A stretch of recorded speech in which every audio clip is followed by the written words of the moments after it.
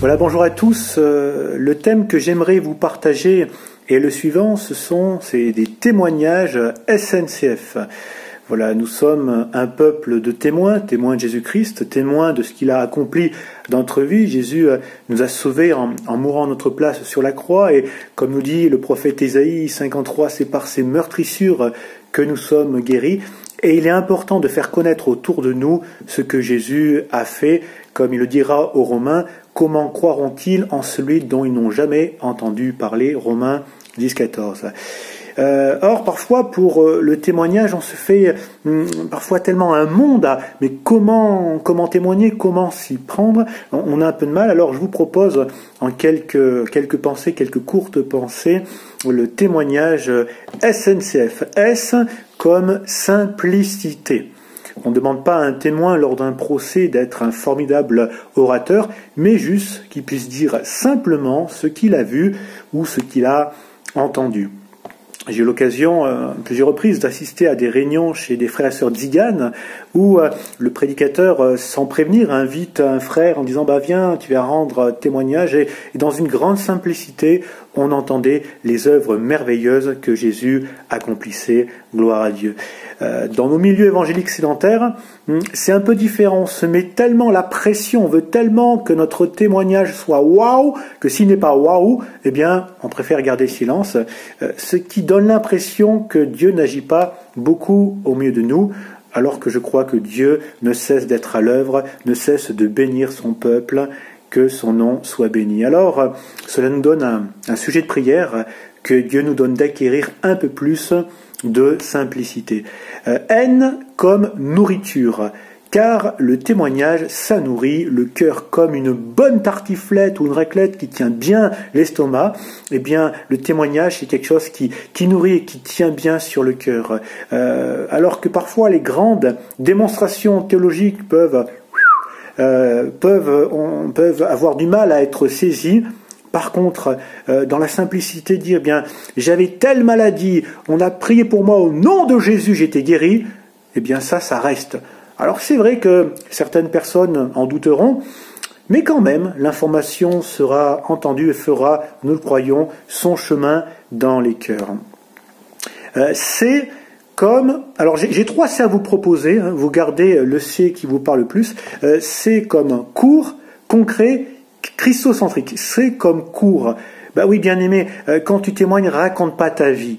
Un peu, certes, du contexte qui entoure l'intervention divine, mais viens-en au fait, sinon on va t'écouter plus par politesse que par intérêt.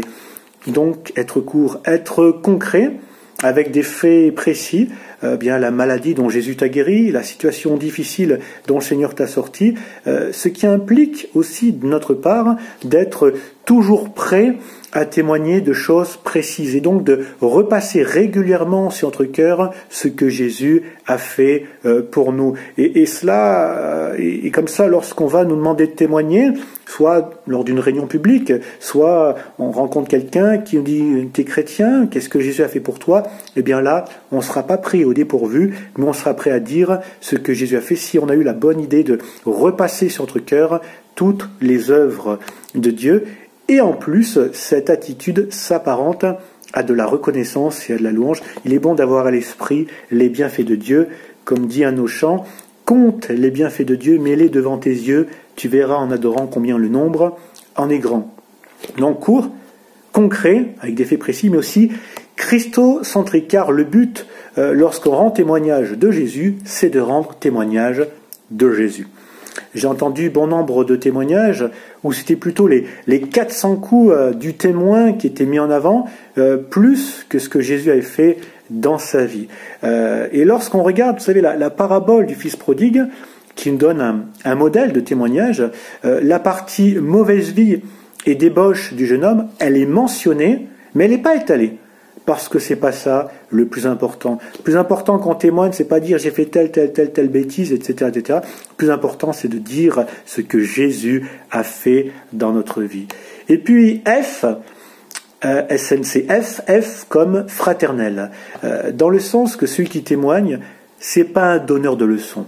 Que ce soit devant un auditoire ou en tête à tête, c'est important que dans un esprit fraternel, nous puissions dire, nous qui sommes des pécheurs sauvés par grâce, nous puissions raconter à d'autres pécheurs que Jésus veut sauver ce que nous avons pu expérimenter.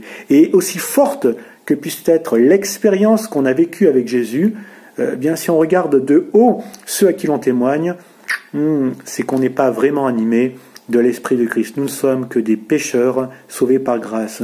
Et l'expérience peut être belle, magnifique, eh bien, à Dieu seul soit la gloire pour ce qu'il a fait dans ma vie, mais je n'ai en aucun cas à me glorifier de ce que Jésus a pu faire dans ma vie. Amen. Alors, pour conclure, je dirais que le témoignage SNCF s'apparente au slogan qu'avait la SNCF il y a des années, SNCF, c'est possible. Et oui, c'est possible d'apporter un témoignage simple, qui est nourrissant, qui est court, concret, christocentrique, dans un esprit fraternel. Ouais, je sais que là, ça fait SNCF, mais c'est quand même possible. Que Dieu vous bénisse, qu'il nous bénisse ensemble en tant que peuple de témoins qui sommes là pour servir le Seigneur. Que Dieu vous bénisse, à très bientôt.